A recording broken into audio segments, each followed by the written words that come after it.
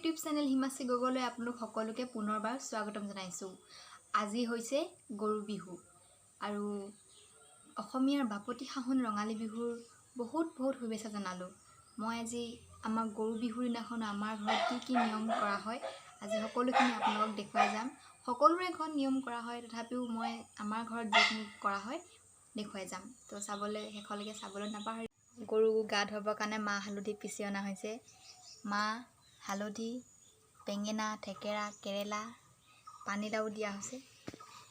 সকলোখিনি দেখুৱাই যাম, চাই থাকিব আপোনালোকে।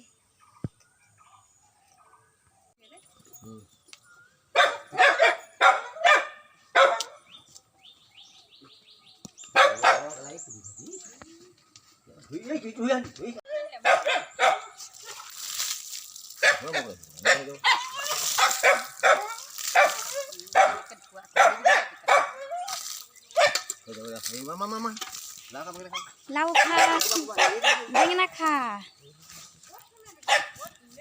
বছৰে বছৰে বাঢ়ি যা। মাৰে সৰু, বাপেৰে সৰু, তই হবি বৰ বৰ গৰু।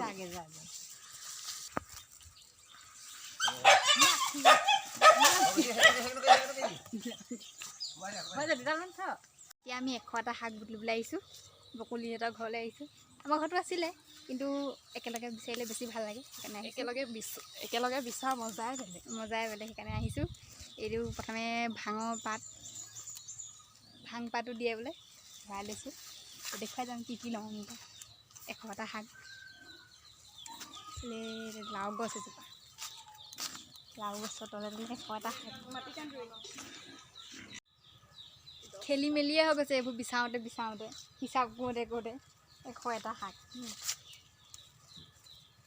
কেইটা হ'ল?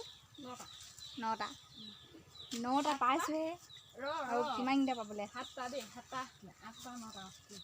এতিয়া আমাক আৰু এটা শাক লাগে, মানে যিকোনো এটা শাক লাগে আৰু। এতিয়া ৰঙালাও পাত দি দিম, 100টা হৈ যাব। এয়া বকুলি, ৰঙালাও খেতি কৰিছে।